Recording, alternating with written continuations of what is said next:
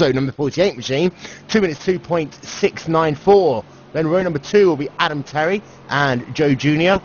Mark Fletcher and Kevin Viekerman line up in row number 3. Simon Geimer and Roy Bird and Mark in row number 4. And then we've got a Ford Falcon with Renz Broekman, who currently is a full second ahead of all the other Ford Falcon cars out there.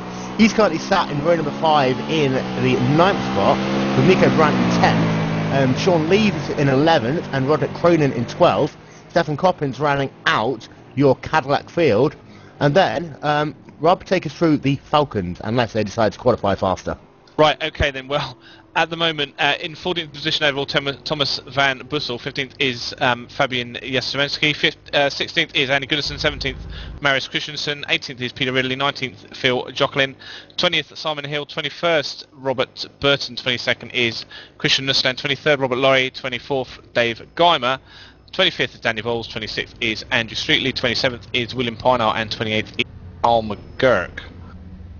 So, Will, someone just said to me, survival mode on. Survival mode really is on. In the last 2 races of the Talk Creek Racing Touring Car Championship, there have been instances involving at least 5 cars before they've gotten themselves out of turn number 1. Last time at Road America, they didn't even make it to turn 1 with some cars causing mayhem at the start-finish line. Here, it's going to be very interesting because turn 1 is not going to be the issue. It's going to be turn number 2 that really is going to be the test for drivers, and then obviously all the way up through the S's, through the Dangers, down towards the first hairpin. This field is going to be very, very close. Absolutely, and obviously turn 2 tightens up a heck of a lot, means you've got to final brake, move the weight of the car forward, and then you've got the S's as well. And historically, big cars side by side around the S's tend not to sort of turn out that well, so we're going to see some carnage here on GlacierTV. Yeah, this is a track steeped in history, used so much, so many different varieties of motorsports. Let's not forget NASCAR even came here, wanted to do an exhibition race, just showing the variety of cars that race here at Suzuka Circuit. We are waiting for the cars to finish off the greening procedure. We're going to be going green in less than 1 minute's time, standing start here at Suzuka, which means there is going to be so much drama so quickly, so we're going to try and catch every little bit possible for you. Just one more time, Andrew Stahl, he is leading in the Cadillac class with Nick Vestigi in 2nd, Adam Terry in 3rd, Joe Jr. in 4th, Mark Fletcher in 5th. Then, in the Ford Falcons with Broekman, Thomas Van Brussel, Fabian and Jastrzemski, Andy Goodison and Marius Christensen will be your top 5 as the lights are on. We are waiting, and round 3 of the Talk Creek Racing Touring Car Championship is go! And Andrew Stahl, he gets a good start from inside row number 1, but look at Nick Vestigi right into the lead there from the get-go. Great start by him. Meanwhile, is everyone going to get through turns number 1 and 2? They are too wide going in. Mark Fletcher so close on the outside there, but I think for the moment, cars just about got through okay. I don't want to see an absolute clean start. I saw 4 wide going into the first corner, but it looks like at the moment as we come into the second essence that we're just a little bit clean. Line is own, everyone's getting through safely. Yeah, but let's not forget, this is not over yet, because after they get through the S's, you have the long, hard Denga curve, which they're coming through now, and then into Denga number 1, Denga number 2. Denga 2 is so tricky early on here, because it was so bunched up together, and the wall on the left-hand side is so close to the edge of the racetrack, that if there's going to be some action, it's going to happen there.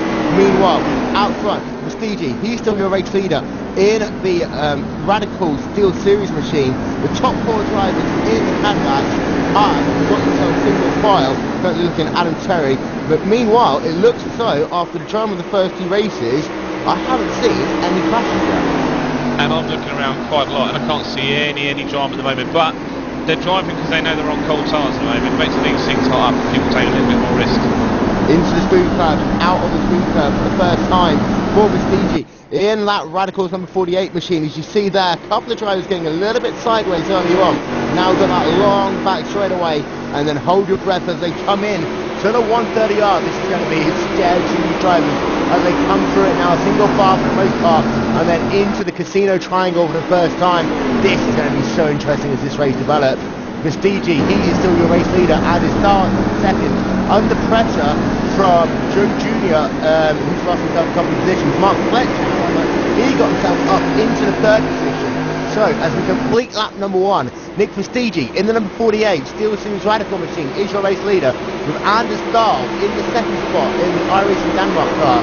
And then, as they come across the line, Mark Fletcher is in third, and Terry in fourth, Joe Jr. in fifth. And I'm looking back and I can see that there's been, I think, a change of position with Mark Bird and Roderick Crewman. I think there has.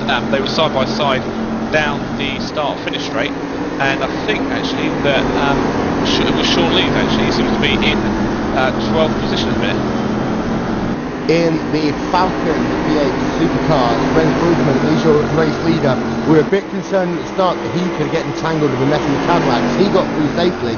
He is ahead of Thomas Russell by a full 1.5 seconds, with Fabian J in the 04 car in third, Marius Christensen in fourth, Andy Goodison rounding out your top 5, with Robert Sturgeon, Peter Ridley, Phil Jocelyn, Robert Lowry and Christian Milton rounding out your top 10. Looks like Reds went quite wide into Degler 2. We have Nico Brand, or Sean Lees has just taken the car of Nico Brand. And I think Nico's wearing the same paint job as Frederick Folliston now. Frederick, who actually isn't here today. Yeah, I was just saying that Sean Lees, he got himself very, very wide on that hairpin there. Very lucky to avoid contact with Nico Brand early on in this race. Having a look back, and it still looks mercifully that all the drivers getting through for the most part okay.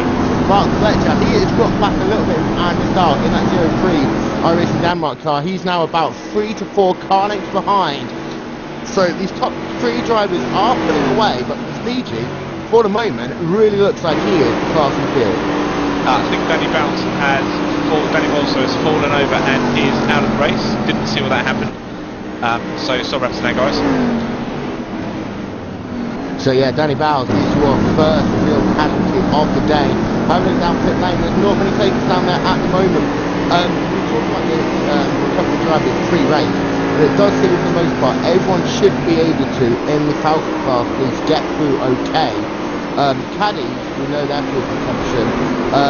Just have a look at Joe June in that good position. He is holding his own in that top 5 in that number 22 Radicals car, and in fact he's closed it up a little bit on the 4th spot and Adam Terry. Then I found out a little bit more what happened with Danny Bowles. It looks like Andrew Streetley is in the pits, and Andrew Streetley was one of the Werner Digital Racing guys, and I know team member Andy Griffiths is watching today, so he's got a beat at the front. So I think Danny Bowles and Andy Streetley came together at some point. Out front, however, Anders Dahl is doing his very best to keep in contact with Nick Vestigi in the battle for the Cadillac lead. Jack last time into the 7th as he came across the line. So Dahl actually eked out a 10th of a second, but he is coming under a bit of pressure from Mark Fletcher in that number 9 machine there as it went through the hairpin. Now that big acceleration zone up towards the spoon curve. Spoon curve is such a difficult corner. Nice and wide on entry, it just tightens up so much as you go through the first into the second apex. You've got to be so careful with the power. Just as the car decompresses as you come out the corner. And see there, Joe Jr., he is under pressure there from, I believe that is Kevin Milkowitz in the number 7 machine. And that 7 car looks like they're going to be side by side coming down towards the 130R.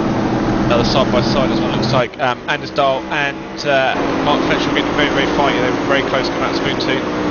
We're seeing a lot of people run away from 130R as well. Yeah, very commence. He dropped back a little bit. Now he's going to go and try and go too wide in the casino triangle. He's got the left-hand side line, but he's just looking linkage that, just because the right-hand side is by far and away from off-team line coming into that corner to get good momentum over the front. You see the driver coming down pit lane there, having a look, and that is Nick Vestigi down into pit lane from the race lead. This will give Anders Dahl the race lead here as Vestigi is making that car all the way down pit lane. Will he be getting tired, or will he just be getting a little bit of fuel? Keeping an eye on him as he's now entering his pit box. Fletcher and Dahl are very, very, very close going through the S's at the minute. They are lining each other up and also sort of trying to hold on as well at the corners. You can see that Anders Dahl is moving that car around very, very lightly at the back. Very, very loose up, looks like. Nick Suzuki literally sat in the pit box for 2 seconds there.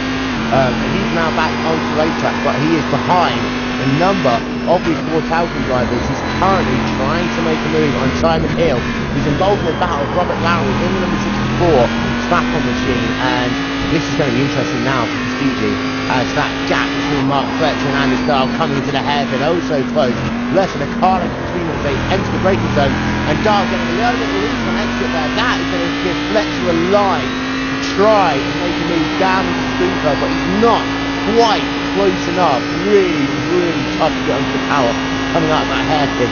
35 miles an hour through the apex, and you just imagine how difficult it is to get onto the power on these cars with so much horsepower. This is all about Mark Fletcher now, just keeping it honest around these corners to try and get a run up going to 130R and then get alongside, maybe force Anders to defend really, really heavy, just take the inside outside line, just try and get a better exit out of the last chicane. So yeah, Anders Dahl coming in through the 130R and make that big braking zone. You've got so many big braking zones here at Suzuka, and in comparison to trucks like Road Americans, I believe Anders Dahl might have gone a little bit wide there, but getting it back onto the racetrack. But now Mark Fletcher going around the outside of him, and indeed too wide coming out of the final corner down the front straightaway. Anders Dahl has got the inside line, which is going to be the most opportune coming into turn number 1, but it looks like Mark Fletcher is clear and into the race lead there in that number 9 Cadillac.com car. Great, nice and clean. Bit of a mistake by Anders, and to be honest, I thought that Mark Fletcher wouldn't get the deal closed, but Adam Terry as well, really, really close alongside for a bit, but nice. These 5 guys, very, very close, very, very sort of twisty sort of cars. This is a great drive for these guys. Hopping over to the V8 class for the moment. Rens Broekman, he is still your race leader. Gap between himself and Thomas van Boekel is now up to 2.7 seconds, who in turn is 3 seconds ahead of Fabian J in that 0-4 point DX machine. And then Marius Christensen in the I Heart Sydney car in the number 61. He's currently sat in the 4th spot, and then Andy Gunnison running at your top 5 in that Infinity Esports number 14 machine. Well, these top 5 drivers, they are within about 10 seconds of each other, and then there's a good 5-second gap back to Robert Burton, who's currently in the 6th spot in that team chart class. This is absolutely epic driving from the first 5 guys. We're going to see, hopefully they can all keep nice together so we can see some proper dicing. Yeah, these top 5 drivers across the line last time by, separated by less than 1 second on the racetrack. They have dropped Robert Cruiser in the number 25 machine by 5 seconds over these first 4 laps. So this top 5 driver is really putting away. And then Simon Guymon currently sat in 7th in the Caddy class, with Mark Bird in 8th, Sean Linton 9th, Nico Bradley 10th, Kevin Coffin in 11th, and Prestige all the way down in the 12th. Okay, we're still line astern, but we've got heavy pressure now coming from a recovering Anders Dahl as well, coming to large chicane and flickering stuff down to the start-finish straight for the start of what will be their lap number 6. Yeah, we have done just over 10 minutes of this race here at Suzuka. You're watching live round 3 of the Talk Peak Racing Touring Car Championship on GlacierTV, and the biggest action is out front in the Cadillac class. These top 5 drivers are still separated by less than 2 seconds on the racetrack. Looks as though you got yourselves a little bit of a 3-car breakaway there, but Joe Jr. and Kevin Beekman, they really are keeping the pressure off, currently sat in the 4th and 5th spots respectively. Nice little battle at the back of the, or actually the mid-pack of the V8 section, all the way from Robert Burton and Team Shark down to Robert Lorry, and Nick Mastegi is recovering as well, because he's currently about 26 seconds behind the leader, and he's just catching up a pack of 4 or 5 V8s.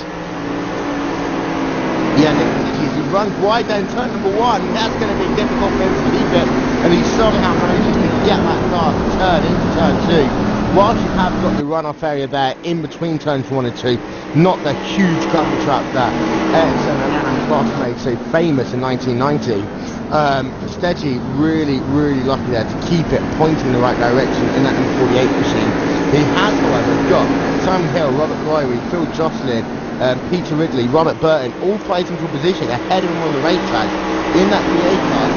and to get around them is going to be very, very difficult. He's going to have to really use those braking zones and drive out the straightaways to try and get that job done.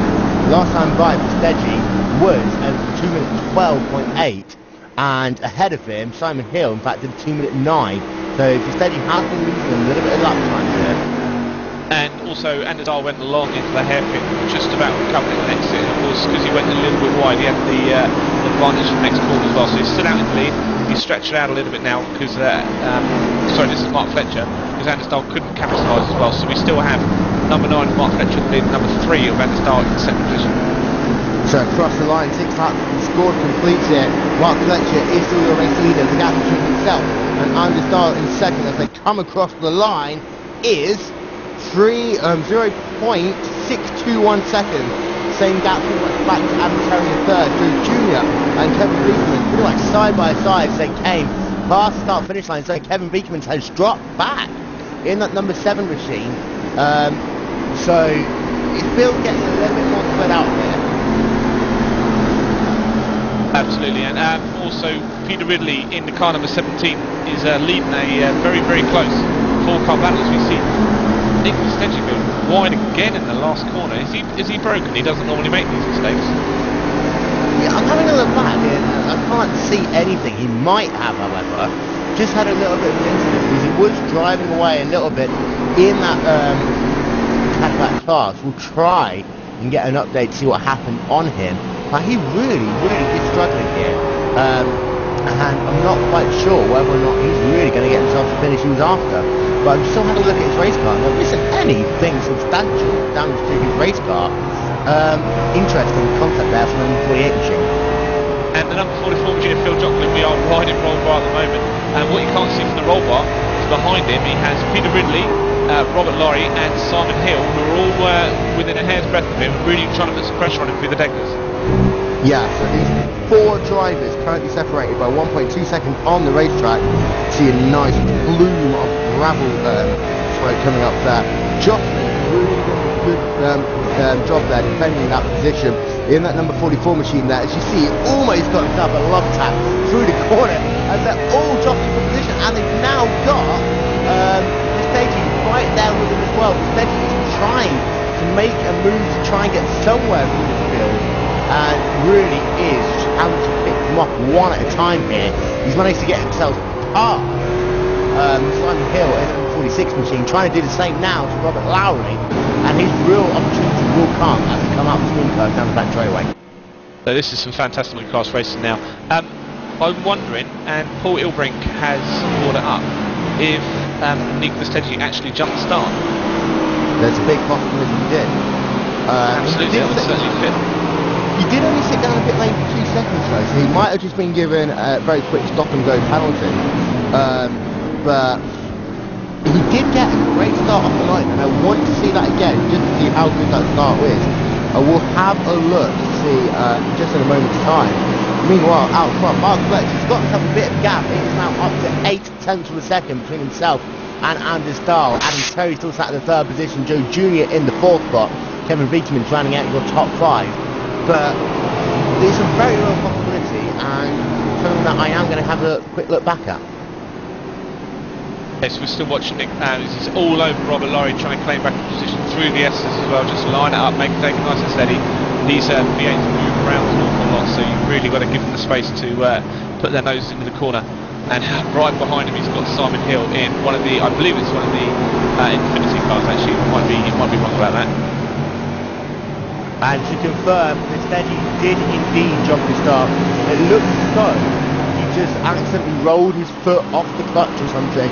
He was only going 2 miles an hour, but that triggered the fact that he got a jump start, and he literally didn't move very fast. He was going 2 miles an hour, but the fact that he was moving did give him that black flag penalty, and he now is definitely work down the inside of Peter Ridley now. You can see as well, when he took Robert Laurie, Laurie gets a love tap going to the hairpin. When he took Robert Laurie had to lift, and that's allowed Simon Hill to come up right behind him, and just give him a little love tap through the hairpin as well. So they might be trading paint, those guys. But this is excellent coming through the field by Nicholas Stedgy. Yeah, and Anders Dahl has managed to close that gap back up to Mark Fletcher that last time by. We're going to get lap times as they come across the line now. Half the race gone, and it's down to 5/10 of a second, but these two drivers have now dropped Joe Jr. in third and Adam Terry in fourth. Adam Terry is coming back into the path of Kevin Pilkington, who's all over him going through turn number one, and he's really got to be patient now, because unless he's going to really try and move down the inside into the edges, not right there. It's going to take single file from the front here. You've got to be a very brave driver to really make a move down through the edges. His next opportunity will be down into the hairpin. Really close fight again at the back of the group of the V8s. As we see Phil Joplin's coming to the pits, actually, we can see there's two V8s side by side behind Nick Verstegi. One of them is Simon Hill, and through 130R, as you see, Hill takes the inside going into corner number one. Ooh, bit of a slide there. Yeah, absolutely. On corner 130, we had Robert Laurie run very wide, and he's had to lose two positions now. And this close racing here as well, it is so heartbreaking. Just as you get your car, 6 inches to the right hand side, you're off the racing line, you lose the grip, you lose momentum, you slide off the racetrack. All of these drivers, packs of 4, 5, 6 of them separated by less than 2 seconds, you're going back home, and every point counts in the midfield when the points increment only 1, 2 points at a time. It's so difficult. As you see there, Kevin Pilkington getting a good run from the Suzuka, just not close enough to take advantage of that number 5 car, Adam Terry, making a bit of a wobble through the apex. But in the middle of this field, when the points, they're separated by solitary or double points, every point really does count in the long haul for the championship. Another point you raised is about the jump start. Sometimes the jump start can really sort of put you off, because sometimes if you know your jump start, you put your foot on the brake, and then you've lost all the momentum anyway, so everyone can shoot past you, so it can do... Sorry, down the side, Kevin Pilkington's running too wide, lost the momentum though coming out the corner, and I think he had to slow down a little bit there, just cut the curve a little bit too much, and that's ruined his momentum. He has got all that work to do yet again in that number 7 machine, and you're completely correct there, going back to your point though, Rob.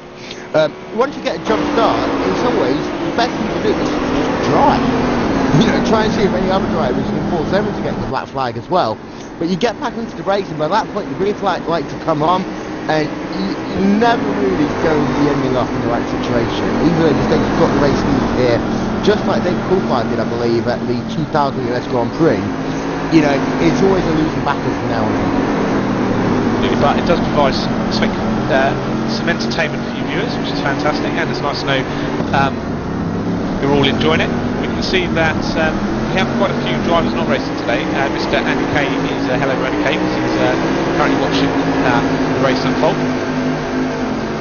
Yeah, hello to everyone who is watching, and with 10 minutes of this race left to go, we always get to ask you a question. So today's question is going to be Anders Dahl or Mark Fletcher. Which one of these two drivers is going to come on top in the caddy class? Because Anders Dahl, he drops back to about 8/10 of a second behind Mark Fletcher, but then just starts to reel him in again. And I think Anders Dahl's been keeping a little bit in reserve coming into the latter stages of this race. Maybe he's trying to conserve his tyres as well, because we certainly saw him throwing the car around at the start of the race. I can't believe it's been 22 minutes already. I know. And Rob, quick, go. Right, okay, so we're on at GlacierTV on Twitter, and just feel free to hashtag TFR as well, or TFR TCC. We're on that if you want to send us any messages or follow us. Mr. Toby Bushell, the series kind of director's watching from work, so do some work, Toby. And I am having a little bit of a look through this field, and Kevin Pilkington is now going to come under a little bit of pressure from Robert Cronin, who is literally right there with him now. But Cronin looks as though he's struggling a little bit in that number 25 Steel Series Radicals machine. Radicals having a better showing here today as he's coming under pressure from Mark Bird. Heavy defender. 2-1 down the front straightaway. I'm not sure, but that was very intensive blocking almost there. I see Bird trying to run the outside line, had to cut back underneath him. But that number 10, Talking Racing Blue car, he is finally keeping through Mark Bird, trying to make up the ground in the latter stages of this race. Yeah, he got a little squeeze there. He's also got Sean Lees trying to catch him up behind, so he's going to have a still steering sandwich pretty soon. Yeah, moving back momentarily to CD4 Falcon car. your race leader is still Renz Broker, the captain himself, and Thomas Van Brussel. 5 seconds, which I have to say, credit of that number 16 Speed Refrigeration car, doing a great job, because we all expected Renz Broker to be in a different time zone to these drivers.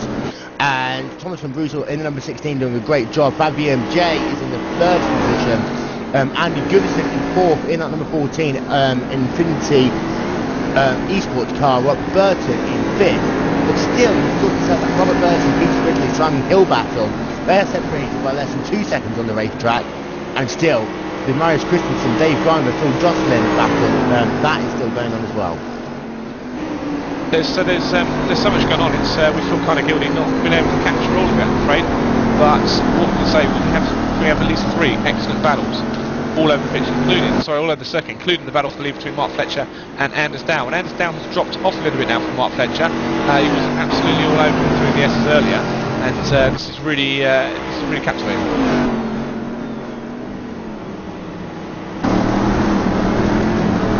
Yeah, it looks as though for Fletcher, he's just got to be just careful, run his own lines, you know. He's done a great job out there in that number 9 machine. Anders Dahl, however, in that 03 iRacing Denmark car, I think he's looking for his opportunity to see where he is faster, where he can mount the charge. Because we have got ourselves under 7 minutes in this race remaining.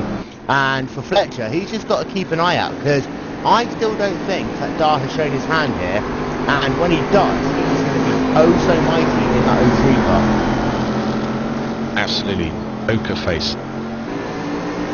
Right, the battle between, it looks like Sean Leeds has passed Mark Bird actually.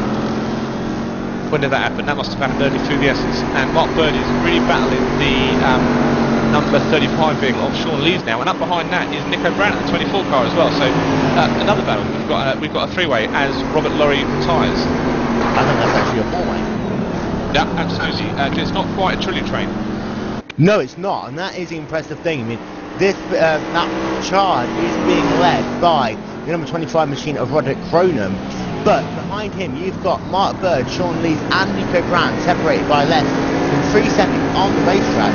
Having a look back, you know, Sean Lees in that number 35 car doing a sterling job out there, because when you consider the fact you've got Mark Bird and Nico Brandt, 2 of the stars of the Talk Talk Racing series, both in this and in the Supercar. You know, no disrespect to either of these guys. Nico Brandt looking as though he's coming alive in the last stage of this race though. He's had a bit of a lonely race so far, not really being involved in too many tussles. And that's probably a good thing, because wasn't he at broadcast last Sunday for the afterburner? Ultimately had to spin before the green flag came down. If I talk about that, he will find me and kill me. Moving on. Okay. Right, so we are moving on, and we're moving on to the number 10 car of Mark Bird. We're going in roll car now, just through the fastest corner of the circuit. Yeah, the 130R. This is such a scary corner. But then you've got to settle that car down, get yourself prepared. Just as you're coming in from Advan Bridge for the Casino Triangle, the Casino Sustain, whatever you want to call it, it's a Casino Triangle really. That right, then left, then right click. The most difficult part of that is that final right-hand click. When you want to put the power down, the track just pulls away from you a little bit. You've got to be so careful. When you put that power down, the car does feel too hard to the right. So I'm having a look at Peter Ridley at the moment, and he's putting quite a lot of pressure on Robert Burton in that number 8 Tool Sharp Patrol. And also behind him as well, he has Simon Hill all over him still. So in fact, Simon Hill slides a little bit wide on that 130R. And Peter Ridley is on the inside of Robert Burton's machine. So he's on the inside of 130R. This is going to be scary for these guys. Yeah, Ridley has got the option. Got a big spot just a little bit there. Ridley managed to somehow keep it together there. Robert Burton, he conceded position, but I think what Robert Burton was trying to do there was, it just looked as though, sorry, that Ridley thought that he was at a point where he could clear. He was very close to him. Just came across, somehow managed to save it, but close racing between these two drivers. Could we have this on replay for you guys now? Bit of a door now. Yeah, but what that does do, it moves Ridley up into the 5th spot in class. So a good top 5 position on the cards momentarily for Peter Ridley. Robert Burton moves himself down into 6th position. Simon Hill, though, he is going to be disappointed, I think, with that 7th position at the moment, because He has Nico, been out. Nico Brandt is on an absolute charge as spins goes the spins goes one of the Book 3 racing cars, and Mark Bird had to go wide. Sean Lee spun in Spoon, and I think we'll have to get a replay of that as well. Yeah, to take you through that incident, it looked as though coming into the spoon curve, Kevin Bilkerman just was slow on entry by the look of it. What happened from there is Sean Lee spins, trying to avoid hitting him. Mark Bird, then in the number 10 car, had nowhere to go on the racetrack as Lee's spinning ahead of him, had to go all the way around, the long way around. Nico Brandt managed to get through all the drivers pretty much unscathed. Just a bit of a spinning fest there, synchronised spinning into the last 3 minutes of this race. Wow, this is probably kicking off at Suzuka. We have Roderick Crewman. In fact, I'll tell you the top 5 now. Mark Fletcher's first, Joe Jr. is second, Anders Dahl, something's happened to Anders Dahl. Third position, Adam Terry. Fourth position, Anders Dahl, while we're watching the shenanigans going on with Beckman's, Bird, Brandt and Leeds. Anders Dahl's down in 4th position, Roderick Crewman is 5th position, and defended heavily from Kevin Beckman as he tries to come up and lap William Pymar through the S's, and Mark Bird is currently 7th position, Nico Brandt 8th. Yeah, to give you an update on Anders Dahl, what happened was he spun the car under braking in the second part of the spoon curve. He's just getting a little bit wide. Then now we go back to have a look at him in that number 03 machine. But it looks as though, just I'll talk about it, that corner tightened up so much. You got to brake once into the first part of the spoon curve, then do it again into the second part, and that car just decompresses with the low speed. And it looks as though it finally caught Anders Dahl, and that is going to be disappointing for him. But he's back on the charge, trying to hunt down Adam Terry, who in turn really put pressure on Joe Jr. in that number 22 Steel Series Radicals car. However, Adam Terry in the Simspin number 5 machine, really doing a good job trying to hound that number 22 machine. The reason why this fight of 3 is not a fight of 5 is because Sean Leeds was held up massively trying to lap William Pymar and now dropped about 2-3 seconds off the pace. You say that, but Nico Brandt, he looked as though he was lost out a little bit there as well. Mark Bird, he is brought back up to the Kevin Beekman and Roderick Croonin battle. We are going to get the white flag this time by Mark Fletcher. He is going to be a race leader with 1 lap left to go here at Suzuka. Joe Jr., he's currently sat in the 2nd position, 5.7 seconds behind the race leader. Mark Fletcher just got to keep it on the grey shiny stuff and he'll come home as a race winner. Adam Terry is Adam Terry moved up to the 2nd position. He has managed to get himself around Joe Jr. on that last lap. Just a beautiful manoeuvre on the outside as the number 22 machine of Joe Jr. is struggling to put the power down. Anders Dahl, he has moved himself up into the 3rd position coming into turn number 1. So changes 2nd and 3rd position on this final lap. Roderick Cronin in 5th and Kevin Beekman in the 6th position, putting pressure on him, and Mark Bird is right there as well. Beckman's put a lot of pressure on now. Joe Jr. got a terrible exit out of the last corner on the start from this stretch. Beckman's now coming under pressure. Mark Bird is lining him up. Yeah, and Joe Jr. as well. He actually got himself a slow down penalty coming out of the final corner of the chicane. We talked about this before, and you know, you can cut those curves. You do so a little bit too much in that casino triangle. You have to slow down, lose yourself about a second and a half, and that was what Joe Jr. 2nd place in this race. As meanwhile, Mark Fletcher is coming round the back straightaway down in towards the speed curve for the final time. So many battles on this racetrack. Kevin Beekman is still hounding Russell Croonin and Roderick Croonin. Mark Bird is right there. Nico Brandt, he has faded from this race, as has Sean Leeds. Sean Leeds getting a little bit loose on exit. However, Mark Fletcher into the final straightaway. He's just got himself this, the 130R Casino Triangle, and he is going to claim victory here at Suzuka. Rob, last couple of corners, this is all sweaty bum time here for Mark. Absolutely. Joe Jr. and the Anders Dahl, Roderick Crewman have all sort of gapped out, but Crewman and Beckmans and Bird are getting quite close. But I think unless there's any last-ditch action through the casino, I think it's pretty much as it were. So Mark Fletcher comes out the Casino Triangle for the final time. He's going to do the famous Torquid Racing Touring Car Championship suite as he comes across the line, hugging it towards pit lane. He is your race winner here. Beckman's Crewman side by side coming out of the casino, and this is going to be dragged to line with the number 7 car. Beckman's got it. Beckman has got it at the final moment. Joe Jr.'s day gets worse and the final laps of Suzuka, he's going to be relegated down to the sixth position. Mark Bird also close to making the pass him as well. The gap between these two drivers across the line less than 2 tenths of a second. In fact, those three drivers separated by 3 tenths of a second across the line. We are waiting now for Rens Broekman. He's just finished the race. He's your race winner in the Ford Falcon class.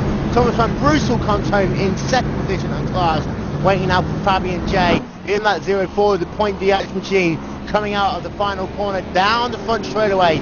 He will pick up third position in the V8 class, followed by Andy Goodison. Peter Ridley, Robert Burton, that battle has faded. Robert Burton is dropped back a bit as well from Robert Burton as well. So it looks as though at the end of this race, the field spreading out a little bit there as we came to the final lap. That was insane. 30 minutes insanity. I need to go outside and taser myself now to calm myself down. What an amazing race. Well, this is what happens when everyone stays on the circuit. And we didn't mention enough of the guys who actually fell off. Stephen Coppins, Robert Lorry, Danny Bowles and Andy Sweetley all fell off during the race. 4 cars, 3 V8s, 1 Cadillac. What excellent driving from these guys in the TFR. If you heard that, that's me giving you a round of applause, which is very difficult because I have to hold one hand down when I'm doing something. However, to run through your final classifications here at Suzuka, that beautiful 3.61 mile 17 corner racetrack that has played host to round 3 of the Talk Freak Racing Touring Car Championship.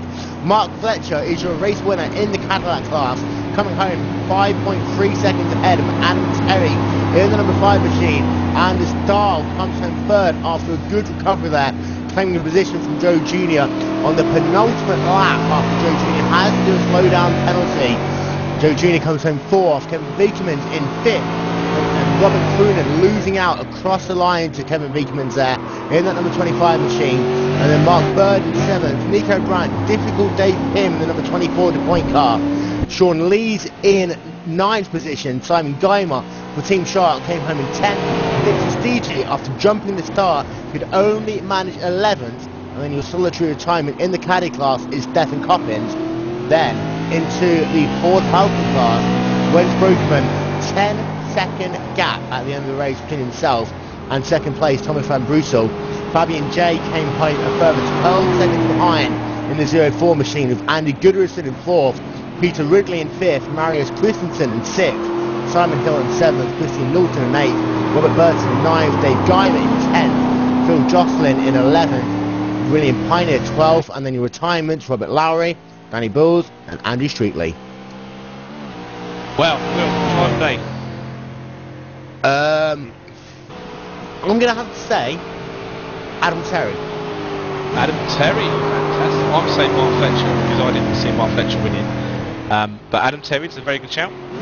I say Adam Terry solely because of the fact that he managed to make his way through the field, in my opinion, better than anyone else. I mean, he qualified third, he came in second, yes. But at the start of the race, Vestigi got the jump. That put him behind Vestigi and Anders Dahl. Anders Dahl might have slipped up in the race, Fletcher might have got past him. However, Terry did a good job of recovering and putting that pressure on and getting his way through the field on that stage of that race. And I'm saying Mark Fletcher because Mark Fletcher, for a lot of that race, had to look in his rearview mirrors because Anders Dahl was chasing him down. But I'm going to have to say, if I had to have a second choice for driver of the day, it was going to be everyone, for the simple fact that they actually managed to get themselves through turn 1 and 2. And coming into this race, we talked about this. Turn 1 and 2 at Suzuka, possibly the hardest series of corners to commence the hardest first section of a lap here on iRacing, and really good job by those guys, because you cannot really go too wide through the S's. In fact, you can't really go too wide at all until you get down towards the hairpin. You know, the dingers are so tight, and even after that, you know, this track is very, very narrow, and great racing by all. Yeah, proper masterclass here, chaps. Well done. It seems... Right. So we need to find someone to interview. Yeah, we do. Hello, Hello, chaps, don't be shy. if you're listening, come and talk to us. Normally, they're all queuing up by the door. I think, to be honest, I think they're queuing up at the veterinarian for some tranquiliser at the minute, just to sort of slow themselves down a little. Yeah, But once again, congratulations to Mark Fletcher on victory in the caddy class. Coming in, everyone expected Prestige to really challenge for this race win. He had possibly the biggest disappointment of the day. I understand as well, he was solely a contender for winning in this race. He could only manage third position. Renz Brokeman, however, just dominating that Ford Falcon class. I almost compare him to someone else in the GT2 class at times, in the GT2 and the Super Cup at times. Absolutely. Although that person who remained nameless does get a lot of pressure this season. Yeah, he does, from a certain Nick Prestige. Which reminds me, we're back at Suzuka on Saturday. We are. That was the most seamless, most thoughtful link ever. Talk Freak Racing Summer Super Cup, that'll be coming to you this Saturday from Suzuka Circuit. We'll have the Corvette C6Rs and the Ford GTs, some of the best GT racing you'll see on iRacing. In fact, some of the best GT racing you'll see, period. Talk Freak Racing Summer Super Cup. Both myself and Rob will be there commentating that one, as always. Also, on Saturday, we're going to have the Continental Endurance Sports Car Series, which I will come back to you on where that one is, because I do know it is, but it's just somewhere at the back of my head. And also, it's one of those Saturdays again when the Afterburn IndyCar Series comes and plays on a Saturday. Ah, fantastic. So we got a lot on. And we got a lot on tomorrow as well, because we do have the Skip Barber Premier Series from somewhere, which I pronounce HGP, so one of the best circuits in the world. You're not biased at all, yeah. That's the iRacing Skip Barber Racing School Premier Series. I have to get that one figured out at some point. That is coming from Brands Hatch. Gonna be interesting, that one, because we ran the Aspen IndyCar Series there a couple of weeks ago, and it seems with the winged cars, you do hit a landmine on the exit of turn number 1. You hit a big bump, which seems to damage the engine or anything else. I'm wondering if that will translate through to the Skip Barbers. Either way, it'll be great to watch. And if you want to watch this again, it will be on YouTube, probably about midnight UK time, but certainly by tomorrow morning it'll be all up on YouTube and processed and stuff like that. And the channel's called GlacierTV Archive, so feel free to look, or the details will be posted on Twitter at GlacierTV. Woohoo! Still not been joined by anyone. I know, I'm really upset. We have to say also, while we're plugging, a very big congratulations, a big thank you even to everyone at GlacierTV, Yano, Phil Diaz, and Joni Blackman, who do great work for the Talk Creek Racing Summer Super Cup and the Talk Creek Racing Touring Car Series. And finally, we have someone to talk to, Joe Jr. Hello, welcome to the booth, and a very disappointing last couple of laps for you there in that race. Yep. I can't complain though. I finished where I started, so I didn't enjoy this track at all. I had more fun at Watkins Glen. It did look as though, however, with the issues with Anders Dahl, the issues with Nick Prestige, the Radicals challenge really did come from you in that race after Prestige had his jump start. And coming into the last, 2 laps, it looks as though you're going to come home with second position. What went wrong in the Casino Triangle? I'm not sure. I braked as normal and the car just locked up. I was trying to keep it out of the grass, but I got to slow down. And how disappointing is it, just so close to the end with pretty much no time left to make up the positions that you had to lose out on? Yeah, it was disappointing. I was happy I held my car all race, and I managed to watch the guys fall out in front of me. I didn't really have to do anything, and then to lose it in the last couple laps. Yeah, it's sad. And I'm going to have to ask you this, and I know Andy Kay and the rest of the Talk Racing gang are going to give me a hell of a lot of grief, but what is it with, I said the Radical gang even, what is it been with the Radical cars this season? It just seems like they can't catch a break. Yeah, I don't know. We're just having a lot of bad luck. I don't know how to explain it. I think I can explain it. You have a target paint on their side. And of course, Joe Jr. is the racer for Team Radicals, the Radical Steel Series cars. Not Talk Creek Racing, like I said 2 minutes ago, but no one would have heard that anyway, so I don't even know why I said that. Moving on, next week we are going to be at the beautiful Mid-Ohio Sports Cars course, a track a lot more suited to these type of cars, but it's going to be some crazy racing once again coming down into turn number 1. Yep, I raced Kevin there in the LMP a couple of weeks ago, and it was close as well. It's going to be close. And finally, it looked as though everyone managed to get themselves through turn 1 and 2 mercifully here at Suzuka. Is there been a change in attitude for some of these drivers, knowing that it's not a one-lap shootout, it is a half-hour race? And going forward to Mid-Ohio, how important is track position going to be to keep ahead of any calamities in lap 1? Well, firstly, mid-high, it's very difficult to pass there in any car. Even in multi-class, the faster cars have problem getting past slower ones, so it will be difficult getting past. But yeah, track position as usual will be prominent. We will definitely need track position. Well, once again, congratulations on your 4th place. I know it didn't completely pan out the way you wanted it to, but still, well done. Thank you. Oh, found someone else. Yeah. Jarno is momentarily going to say hello to Roderick Cronin and bring him down to talk to us. Where is he? Come on. Hi. Yeah, there he is, Roderick Cronin. Hello. Hello. Came home 6th today, and again, kind of crazy couple of laps for you at the end. Yeah, I pretty much gave it the 5th place away there, unfortunately. I had a good start, and I overtook quite a few people. So yeah, it went a lot better than I actually expected before the race, because I didn't practice too much and I never really felt confident. But yeah, the good start helped, and then Kevin Vekemans made a mistake, and unfortunately I braked too early for the last turn and he could overtake me, but it was a really nice overtake by him. Yeah, and coming across the line, Baker and yourself and Mark Bird separated by 0.3 of a second, which kind of sums up the close battles that yourself, Bakerman, Bird, Bran and Sean Lees for a period were all involved in. Yeah, exactly. I was kind of surprised that Mark Bird never really made an attempt of overtaking, but I guess he was also on his limit. And then towards the end of that race, it looked as though that number 25 machine had the opportunity to, solidify that top 5. Was that what you were hoping for, coming into this race? Yeah, definitely. As I said, I was really struggling, so 5th place is good enough, especially with some people not attending this race. I think that would have been good points.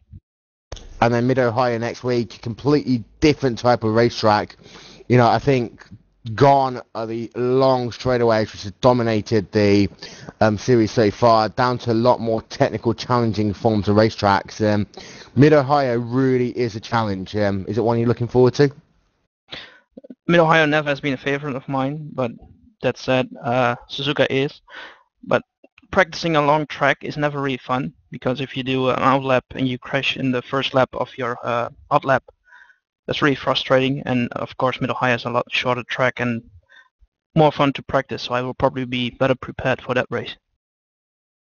Cool, and well done on your 6th position, doing the Radical Steel Series team proud in that number 25 machine. Thanks. And Rob, closing thoughts from you.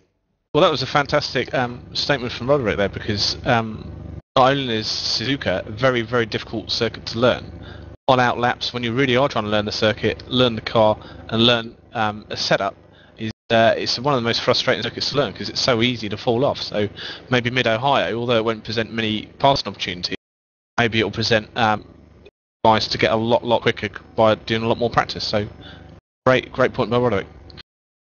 Next week, Mid-Ohio, going to be interesting yet again. Very narrow, some very big undulation changes, and we've seen it before in many different racing series. That track always produces drama.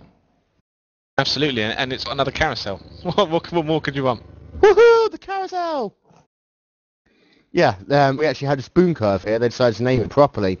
And on that bombshell, it is time for us to say goodbye. You have been watching round 3 of the Talk Creek Racing Touring Car Championship. We will be back tomorrow for round 6 of the iRacing Skip Barber Racing School Premier Series from Brands Hatch. Going to be an interesting race there in what I'm sure you will end up seeing Dave Williams. And then Saturday we have, first of all, the Afterburn IndyCar Series back again on a Saturday for 1 week only at Phoenix International Raceway, 225 laps in the desert. Then Talk Creek Racing Summer Super Cup coming to you from Suzuka once again. And then the Continental Endurance Sports Car Series from Indianapolis. That rounds out your week here on Glacier TV. Meanwhile, from myself and Rob Sutherland, it's time to say goodbye. One more thing. Are we going to do a Legends race a little later on? Yes, we are going to do a Legends race, just because we can. What we're going to do is you run through it, Will. So basically, what we're going to do, for a little bit of fun later on, we are going to just randomly pick a Legends race and broadcast it as seriously as possible, because it's something that me and Rob have been wanting to do for ages. So if we can, we're going to try and do it tonight. We're going to announce it on Twitter, and we're going to announce it on the forums. So go to irracing.com, and we'll talk about it on there. Anything else? Fantastic. No, that's it. Thank you. See you later, guys. Bye-bye, and don't forget, if you want to know more about iRacing, go to irracing.com.